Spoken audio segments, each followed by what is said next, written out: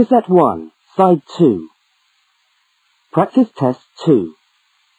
You will hear a number of different recordings, and you will have to answer questions on what you hear. There will be time for you to read the instructions and questions, and you will have a chance to check your work. All the recordings will be played once only. The test is in 4 sections. Write all your answers in the listening question booklet. At the end of the test, you will be given 10 minutes to transfer your answers to an answer sheet. Now turn to section 1 of your question booklet.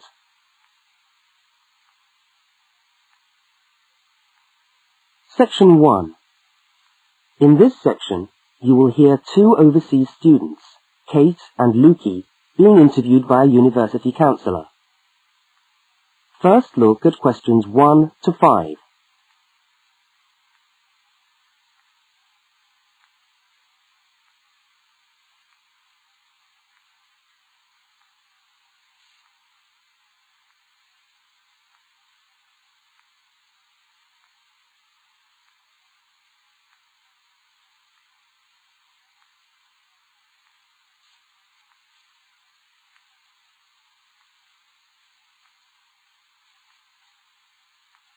You will see that there is an example which has been done for you.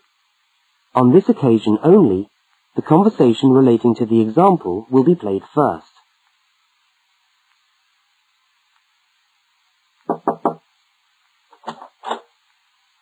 Hi there, Kate. Come on in. How are you today? Fine, thanks. Hi, Lukey. How's things? Okay. Well, as I explained on the phone, I'm a counsellor here at the Student Services section of the university. And I'm interviewing overseas students to help me draw up a guide for new students. So I'd be grateful if you could tell me a little about your time since you've been here in Cambridge. Right. Yeah. Now, Kate, let's start with you. Okay. This is your 2nd semester, isn't it? Could you tell us something about your first impressions of the town when you arrived? Yeah. Well, first of all, I was struck by how quiet it is here in the evening. Kate's first impression of the town is that it is quiet in the evening, so quiet is the answer. Now we shall begin. You should answer the questions as you listen, because you will not hear the recording a second time. Now listen to the first interview with Kate and complete the notes by filling in the numbered spaces 1 to 5.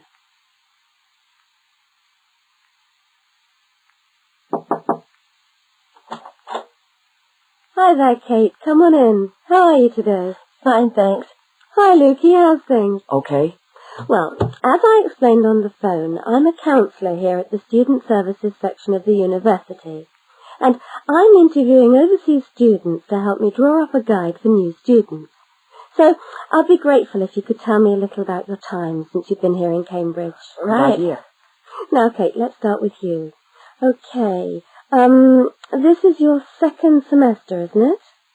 Could you tell us something about your first impressions of the town when you arrived? Yeah. Well, first of all, I was struck by how quiet it is here in the evening. Yeah, I suppose Cambridge is a quiet place. Where did you live when you first arrived? Well, I went straight into student accommodation. It was a kind of student hostel. Ah, right. So, you didn't have to worry about doing your own cooking or anything like that? No, but sometimes I wished I had. The food at the hostel was awful. Oh, dear. But how were the other students? To be honest, I haven't managed to make many friends, even though the place is full. People seem to keep to themselves. They're not really very friendly. Oh, I'm sorry to hear that. Well, what about the actual course? You're studying, I'm doing a master's by coursework in environmental studies. Oh, right. And how are you finding that? Yeah, well, it's been pretty good, really. I've enjoyed the course, but I feel there hasn't been enough contact with the lecturers. Oh. They all seem to be incredibly busy. The only chance I've really had to talk to them was on the field trip. Well, that's no good. Mm-mm. Could anything be done to improve the course, in your opinion? Well, I think it would be helpful to have meetings with lecturers on the course. say once a fortnight, something like that. Regular meetings. Yes, that could certainly help. Now, Kate, we'll come back to you in a minute, but I'd just like to ask Lukey some questions. Before they continue the interview, look at questions 6 to 10.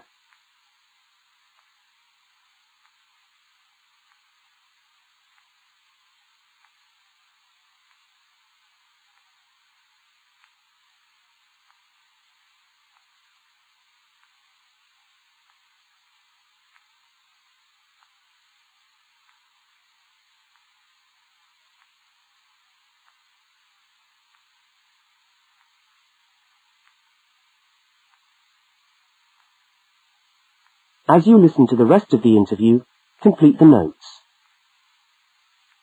Lukey, where are you from? I am from Indonesia. And how did you find Cambridge when you first arrived? Well, I like it here. I think the city is very beautiful. What about your accommodation? Was that okay? Yes, okay. At first, I stayed with a family for 3 months. They were very kind to me, but they had 3 young children and I found it difficult to study. Right, I see. So after 3 months, I moved out, and now I live with 2 other students in a student house.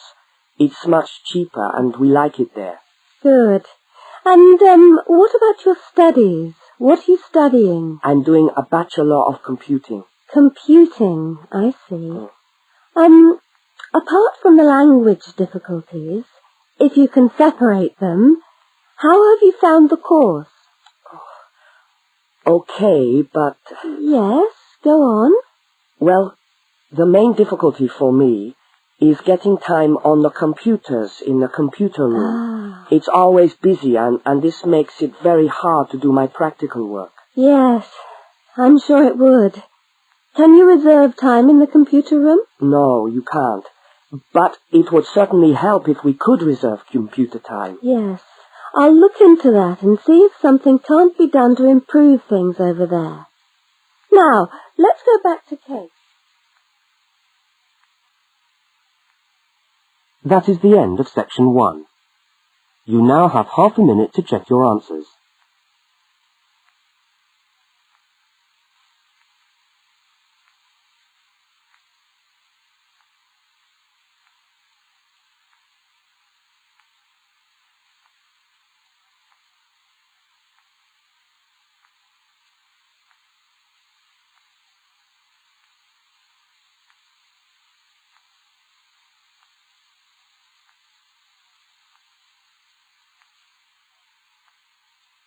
Now turn to section 2.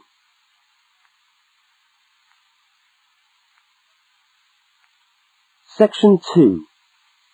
You are going to hear a radio talk about buying a bicycle. First, you have some time to look at questions 11 to 20.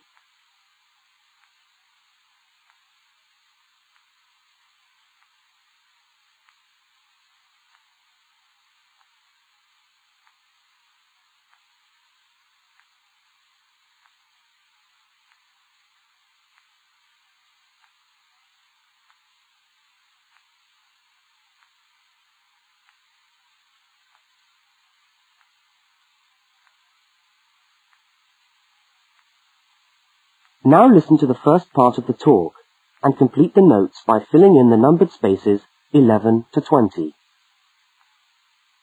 Well, last week we talked about buying camping equipment, and today I'd like to talk to you about buying a bicycle. A simple enough exercise, you might imagine, but there are lots of things to look out for to make sure you get the best deal for your money. Well, the range of bicycles is enormous. There are racing bikes, touring bikes, mountain bikes, or just plain ordinary bikes for riding round town. They vary enormously in 2 basic ways: price and quality. This means that the choice you make will probably be determined by the amount of money you want to pay, your own personal needs, what is actually available, or a compromise of all 3 things. However, in broad terms, you can spend anything from $50 to $2,000 on a bike, so you'll need to know what you're looking for. Single-speed cycles, that is bikes with no gears, are really only suited to short, casual rides. Their attraction is their simplicity and reliability. After years of neglect, they still manage to function, though not always too efficiently. If it's basic transport you're after, then you can't go wrong. 3-speed cycles, on the other hand, are all that is really necessary for most town riding, going to the shops and things like that. Like the single-speed bike, they're simple and reliable. If you are going to be going up and down lots of hills, then you'll probably want something more efficient. 5 and 10-speed bicycles are best suited to riding over long distances or hilly terrain, and to serious touring. So if it's serious touring you're interested in, get a 5 or 10-speed bike. However, it's worth remembering that the difference in price between a 5 and 10-speed cycle is usually very little, and so it's well worth paying that little bit extra to get the 10-speed one. So I would tend to recommend the 10-speed bike as the price is similar. However, you'll be getting better quality components. Now the next thing we need to look at is size. Buying a cycle is like buying clothes. First of all, you find the right size, and then you try it on to see if it fits. Contrary to what you might imagine, the size of the cycle is not determined by the size of the wheels, except in children's cycles, but by the size of the frame. So you'll need to measure the length of your legs and arms to get a frame that is the right size for you. Well, that's all from Helpful Hints for today. That is the end of section 2. You now have half a minute to check your answers.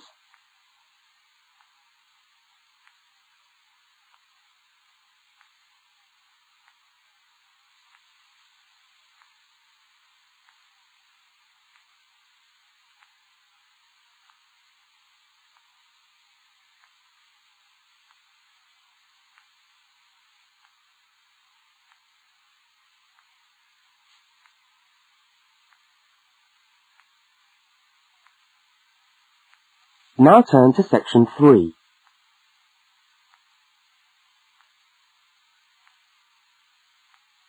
Section 3. In this section, you will hear a conversation between two students, Fiona and Martin, talking about a tutorial topic. First, look at questions 21 to 24.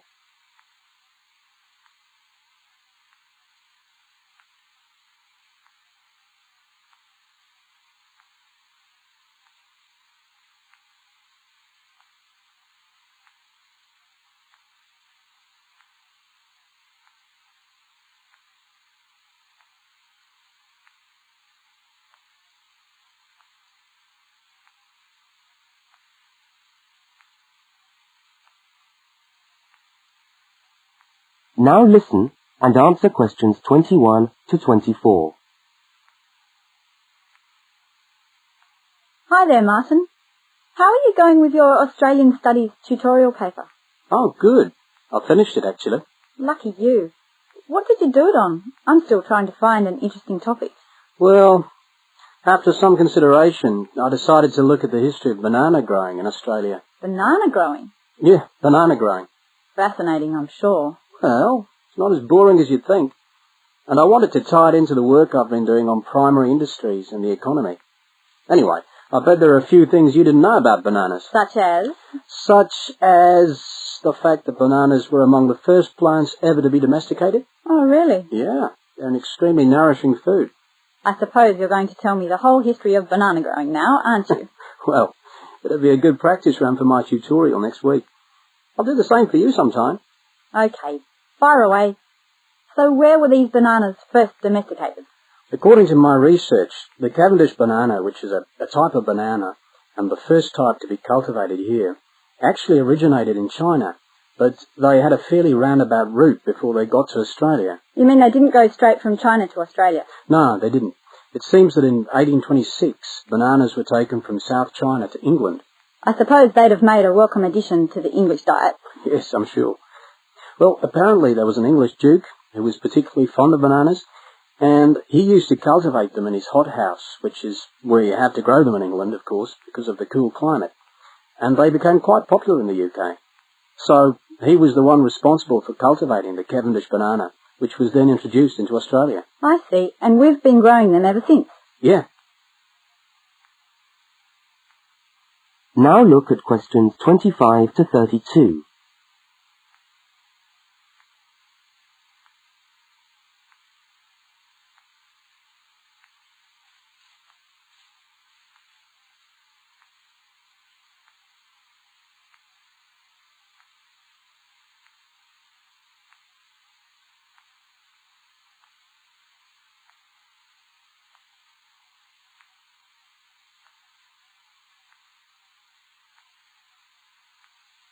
As the conversation continues, complete Martin's notes. Are they hard to grow?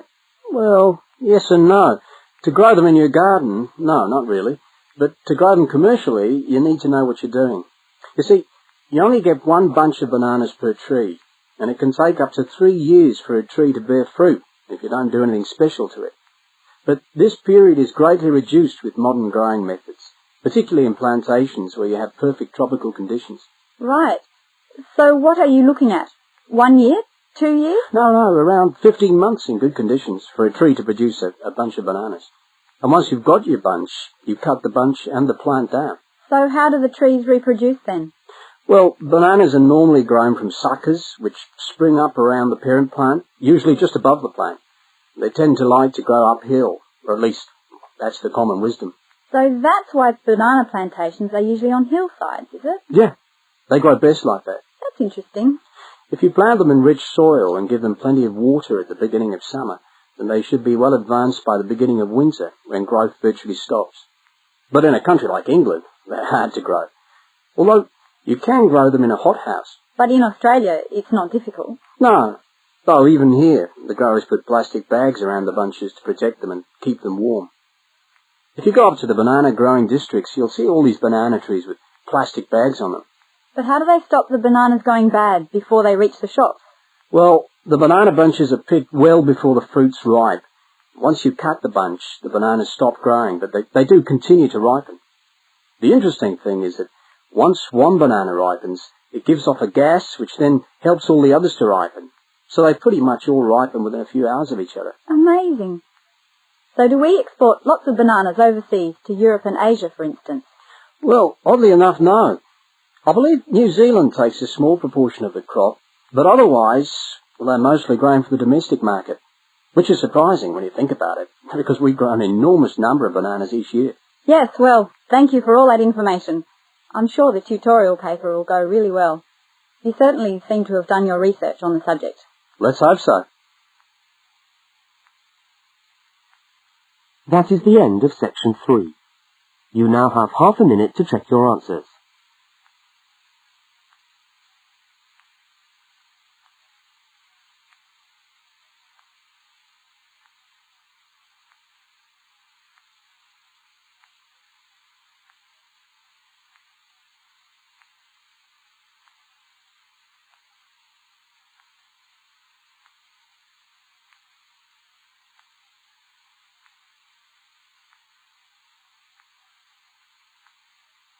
Now turn to section 4.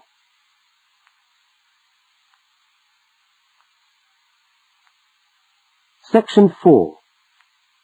You are going to hear part of a public lecture for new students. First, look at questions 33 to 35.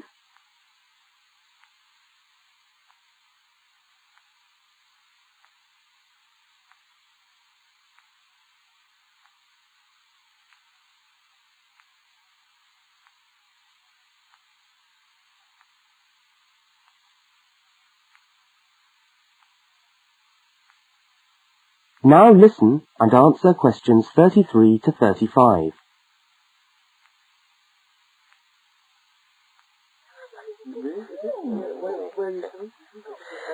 Good morning everyone, and welcome to our regular lecture on health issues. This series of lectures is organised by the Students' Union and is part of the Union's attempt to help you, the students of this university, to stay healthy while coping with study and social life at the same time. So, it's a great pleasure for me to welcome back Ms. Diane Greenbaum, who is a professional dietitian and who has been kind enough to give up her time in what I know is a very hectic schedule to come along and talk to us today. Thank you. Thank you very much, John. May I say it's a pleasure to be back. Now, stresses at university, being away from home and having to look after yourselves, learning your way around the campus, all contribute to making it quite hard sometimes to ensure that your diet is adequate.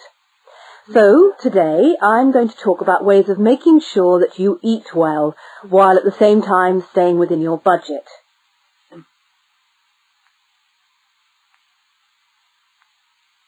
Now look at questions 36 to 41.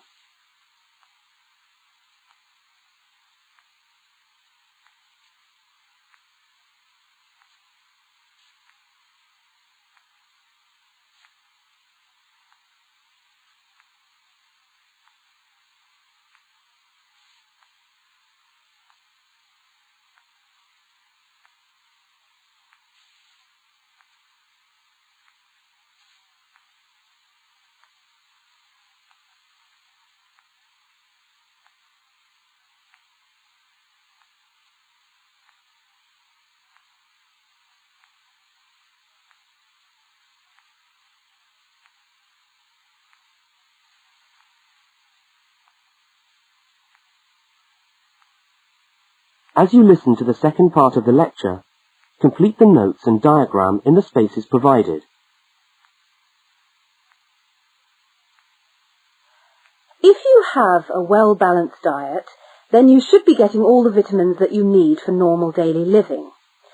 However, sometimes we think we're eating the right foods, but the vitamins are escaping, perhaps as a result of cooking, and anyway, we're not getting the full benefit of them. Now, if you lack vitamins in any way, the solution isn't to rush off and take vitamin pills, though they can sometimes help. No, it's far better to look at your diet and how you prepare your food. So, what are vitamins? Well, the dictionary tells us they are food factors essential in small quantities to maintain life. Now, there are fat-soluble vitamins which can be stored for quite some time by the body, and there are water-soluble vitamins which are removed more rapidly from the body, and so a regular daily intake of these ones is needed. Okay, so how can you ensure that your diet contains enough of the vitamins you need? Well, first of all, you may have to establish some new eating habits. No more chips at the uni canteen, I'm afraid. Now, firstly, you must eat a variety of foods. Then you need to ensure that you eat at least 4 servings of fruit and vegetables daily. Now, you'll need to shop 2 or 3 times a week to make sure that they're fresh, and store your vegetables in the fridge or in a cool, dark place. Now, let's just refresh our memories by looking at the healthy diet pyramid. Okay, can you all see that? Good.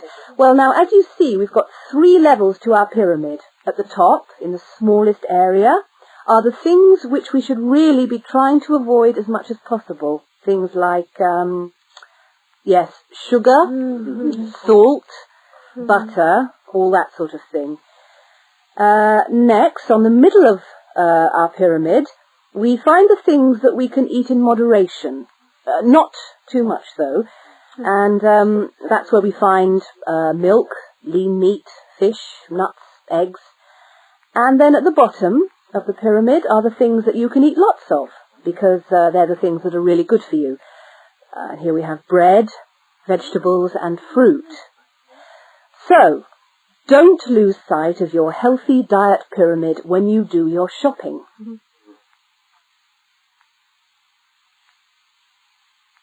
That is the end of section 4. You now have half a minute to check your answers.